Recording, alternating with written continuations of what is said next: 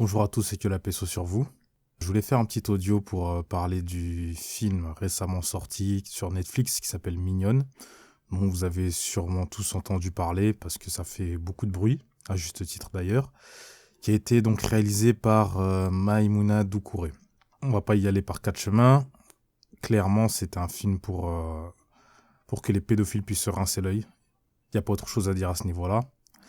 C'est-à-dire que je n'ai pas osé le regarder, mais bon, on a tous vu les extraits, je pense. Il y a beaucoup de choses, je pense qu'il y a beaucoup d'hypocrisie autour de ce film, que ce soit de la part de la production, de la réalisation, etc. Alors déjà, là où je vais commencer par ceci. La réalisatrice, donc Maïmouna Doucouré, nous dit que ce film, en réalité, est un cri d'alarme pour alerter sur l'hypersexualisation des jeunes filles. Mais comment veux-tu dénoncer l'hypersexualisation des jeunes filles en montrant cette hypersexualisation, en montrant les hanches, les entrejambes, les poitrines de ces jeunes filles? Ça n'a vraiment aucun sens. C'est comme si, quelque part, on ne laissait pas le choix aux jeunes filles de choisir leur destinée, dans le sens où on a le choix entre deux extrêmes quand on est une jeune fille noire, musulmane, de quartier. C'est-à-dire soit on est une musulmane extrémiste, ou soit on est une prostituée. Donc dans tous les cas, ça n'a pas de sens. Car on a tous vu les extraits, on a vu qu'à un moment, donc elle est dans une petite assemblée de femmes, ou une petite assemblée de femmes musulmanes, où il y a un prêche, et l'une des femmes dit que voilà, le diable passe par les femmes dénudées, etc. Donc un prêche assez simpliste au final. Presque même extrémiste dans le sens où c'est beaucoup plus nuancé. Et à côté de ça, le personnage principal, donc, qui est cette petite fille, je crois, qui s'appelle Amy, commence à porter des tenues où on voit son ventre, des vêtements moulants, à danser comme dans les clips américains, etc., etc., etc. Donc c'est comme si, voilà, on a que ces deux choix-là dans la vie lorsqu'on est une jeune femme noire musulmane de quartier, etc. Donc tous les clichés sont réunis. Alors c'est franchement hypocrite dans le sens où on connaît tous des sœurs noires, même musulmanes, qui sont issues de quartier et qui ont fait de longues études. Il y en a qui sont médecins, il y en a qui sont avocates, il y en a qui sont infirmières, il y en a qui sont ingénieurs, il y en a qui sont dans la logistique, il y en a qui sont dans beaucoup d'autres domaines. D'ailleurs, la réalisatrice elle-même, elle est issue de ce milieu-là, et ça ne l'a pas empêché de faire des études de biologie, si je dis pas de bêtises. Je ne sais pas si elle est diplômée ou quoi, mais en tout cas, elle a fait des études de biologie. Donc, ce n'est pas une imbécile, c'est quand même une fille qui a un cerveau qui a réfléchi. Voilà. La deuxième hypocrisie, c'est que j'ai entendu certaines personnes dire que c'est un film où il faut qu'on doit soutenir juste sous prétexte que la réalisatrice est noire et que comme il n'y a pas beaucoup de noirs dans le cinéma français, il n'y a pas beaucoup de noirs en tant qu'acteurs, réalisateurs, notamment des femmes, il faudrait soutenir ce film. Alors, moi j'ai envie de vous dire, mais dans ce cas, si elle avait fait un film porno, il aurait fallu la soutenir sous prétexte que dans le milieu de la pornographie, les noirs également sont minoritaires, etc. Donc ça n'a pas de sens. Quitte à ce qu'il y ait des noirs dans des films, autant ramener de l'éthique. Parce qu'on ne peut pas tout montrer ou tout faire et soutenir cette chose-là sous prétexte qu'il y a des noirs, sous prétexte qu'il y a des musulmans, etc., etc. Sous prétexte qu'il y ait des minorités, non. On ne peut pas tout se permettre non plus. La question que je pose aussi, c'est celle des parents. C'est-à-dire que les parents qui ont autorisé les enfants à jouer dans ce film, alors je ne sais pas combien ils ont touché ou je ne sais pas ce qu'ils avaient en tête, mais il y a un gros problème. Je pense qu'il faut vraiment tout revoir de A à Z. C'est pas possible. Je pense également qu'il y a eu un avant et qu'il y aura un après. C'est-à-dire que c'est comme si, quelque part, ce film était là pour tester une certaine température, pour prendre la température, excusez-moi, pour voir si le public serait prêt à accepter de plus en plus de productions à caractère pédopornographique. Clairement. À une autre échelle, ça me fait un petit peu penser à l'époque où la première télé-réalité est arrivée, vous savez.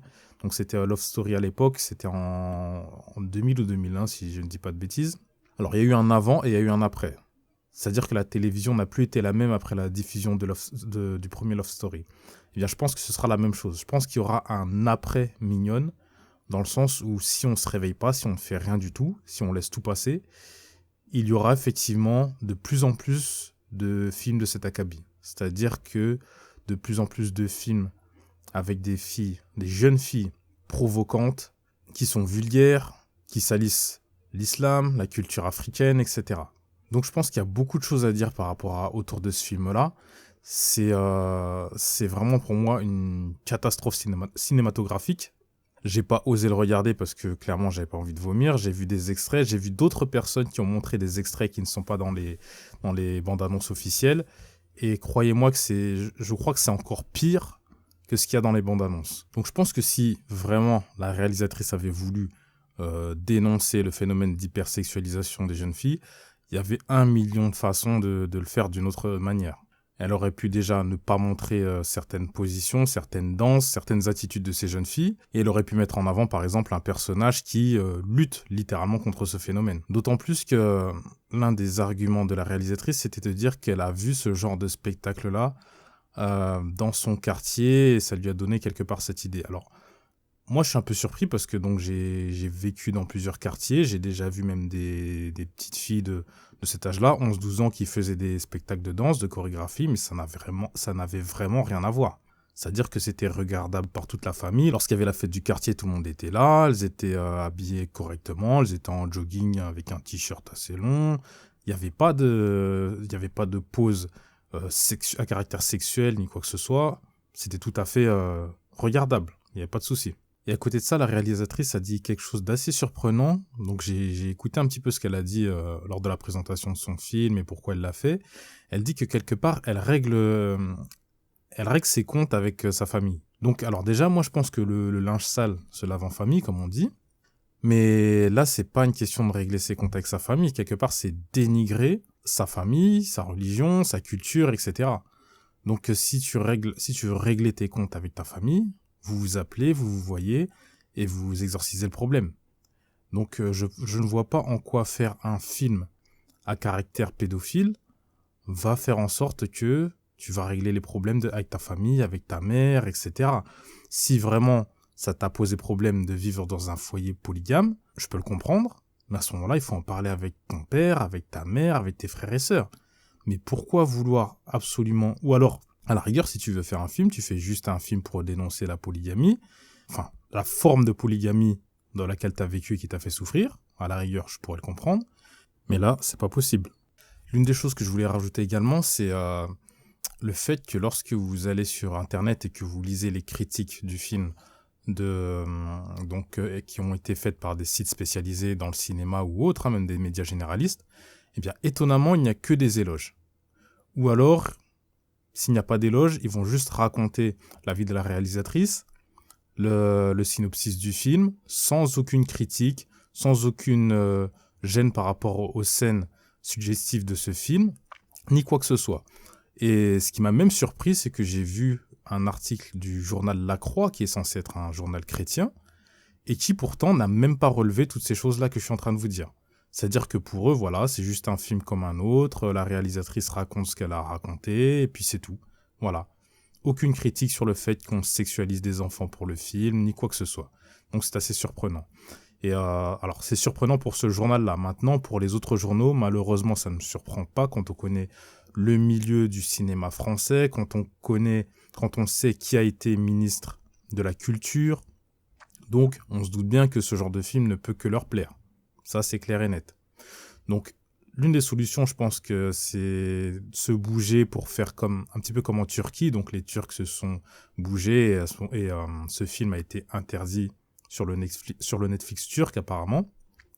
Les Américains, alors, j'étais quand même agréablement surpris par la population américaine parce que faut savoir que c'est principalement des États-Unis que viennent toute la débauche qui découle ensuite dans le monde, que ce soit au niveau des clips, etc.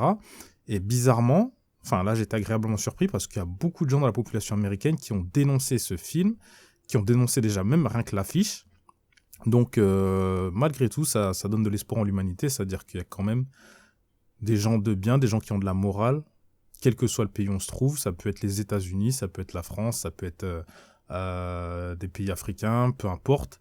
Il y a toujours des gens qui ont quand même un sens moral. Bon, j'insiste bien sûr sur les États-Unis et la France parce que ce sont des pays occidentaux et ce sont des pays où malheureusement les valeurs traditionnelles font défaut. Voilà. À côté de ça, ce que j'aimerais souligner également, c'est que apparemment, il n'a pas eu de problème de financement puisque c'est France Culture qui a financé ce film. C'est quand même assez bizarre dans le sens où il y a beaucoup de réalisateurs noirs, réalisatrices noires également qui se sont battus pour faire des films, qui se battent pour avoir des financements qui n'ont rien, ou même pour tourner dans des films. Donc je parle de la France bien sûr, et qui galèrent, qui ne trouvent pas de rôle. Et à chaque fois, et surtout pour les femmes, lorsqu'elles passent des castings, souvent on leur propose de se déshabiller, de se mettre nues, de montrer leur corps, etc. Et c'est des témoignages qui sont souvent revenus de la part de femmes noires lorsqu'elles souhaitaient jouer dans des films français. Il y a une espèce d'obsession à vouloir hypersexualiser le corps de la femme noire. Alors, il faut savoir que c'est quelque chose qui vient de l'esclavage. C'est pas quelque chose de nouveau, c'est pas un fantasme qui est nouveau. C'est un fantasme qui vient de l'esclavage et de la colonisation. Donc, pour la petite parenthèse, il faut savoir que pendant l'esclavage, il y avait beaucoup de colons blancs, donc d'esclavagistes blancs qui violaient des femmes noires. Et leur excuse, en fait, c'était de dire, oui, mais en fait, c'est elle qui voulait, c'est elle qui m'a attiré, etc. Donc, j'ai pas eu le choix, entre guillemets. C'était souvent leur argument pour violer des femmes. Donc, en gros, c'était pas de leur faute. C'était la faute de la femme. Elle était trop attirante, elle avait des formes. Elle lui a dit de venir, donc il est venu. Et également pendant la colonisation. Il y a un livre qui est sorti, justement, qui s'appelle Sexe, race et colonie. Donc, qui traite de ce sujet-là, justement, où, donc, pour attirer les colons dans les colonies, eh bien, on leur disait que, voilà, ils pouvaient avoir plein de femmes, que les femmes étaient faciles, etc., etc. Et donc, il y a plein de photos assez écœurantes de cette époque-là, où vous pouvez voir des colons avec des femmes dénudées, ou des femmes, ou avec des femmes à qui ils tiennent les seins, etc. Ils touchent les parties, etc., etc. Voilà. Donc, quelque part, c'est un fantasme qui n'est pas nouveau, c'est un fantasme qui date de plusieurs siècles en réalité. Donc voilà, je pense que les intentions de ce film sont clairement pour un public de pédophiles. Il n'y a aucune dénonciation ni quoi que ce soit du diktat de la société ou je ne sais pas ce qu'on a voulu nous faire croire. Parce que contrairement à ce qu'on pense, les jeunes filles de cité, noires ou même arabes ou même blanches, musulmanes ou chrétiennes ou peu importe la confession, ont plus le choix qu'on ne le croit.